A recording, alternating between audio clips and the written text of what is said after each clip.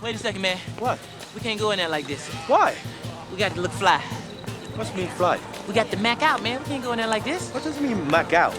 Follow me, my agent, brother. I'll show you. Come on. Come on. I feel like Rush Hour is one of those franchises that's pretty resoundingly beloved, and it's easy to see why. Actually funny comedy, class action scenes and set pieces, and a peerless buddy cop dynamic all holding together a series that never really outstayed its welcome. These are all solid reasons to love these movies, but I feel like these films don't get enough praise for how well they're written outside of the comedy, something that's demonstrated brilliantly in the way that Rush Hour 2's final act mirrors its first. After 2 US customs officers are killed in a bombing, Lee and Carter head to a sketchy nightclub in Hong Kong, with Lee telling Carter that it's just for fun, and Carter immediately becomes the centre of attention, giving Lee a chance to slip backstage. It's a perfect opportunity that Lee wastes trying to babysit Carter.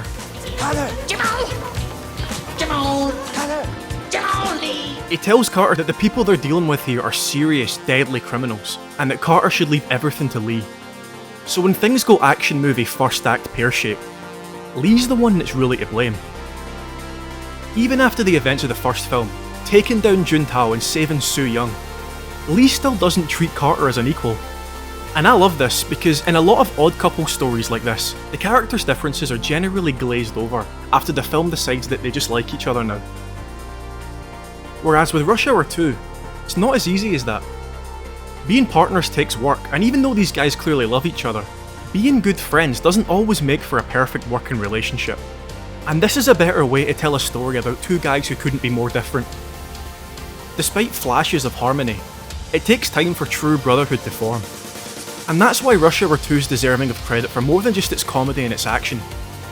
Through two great performances, the story consolidates the trusting relationship founded in a hurry in the first film, and demonstrates how the journey teaches Lee to appreciate Carter's abilities as a police officer, by having them hatch a plan that mirrors the events of the first act, playing to Carter's strengths with the ability to make a spectacle of himself, to let Lee sneak in unnoticed.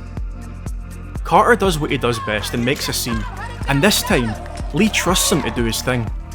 And after one of the best final acts of any action movie ever, they get their man, with even their long fall from the casino window echoing the bamboo fall from the start.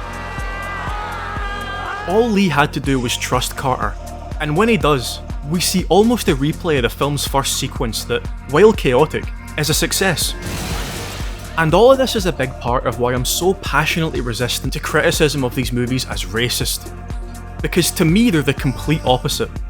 You've got this story about two guys with the same job but from two totally different cultures clashing, but learning to understand each other so they can save the day. Only by realising that their differences don't define them can they come together and fight for a better future.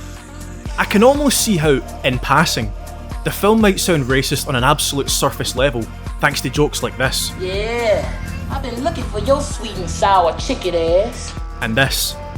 I'll bitch slap you back to Africa. Oh, you will? Yeah. Well, come on, let me see that.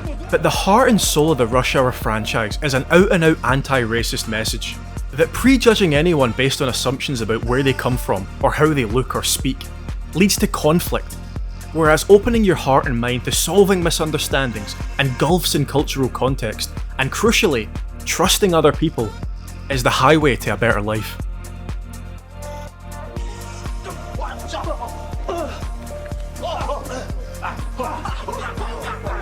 Lady! Jackie, kick it. Okay, Chris Tucker. Jackie, kick it. Jackie again? Oh. I always want to go to Scrap Medicine. I always want to go to Scrap. Shh. I always dream to Square Mountain. Damn! He ain't gonna be in Rush Hour 3.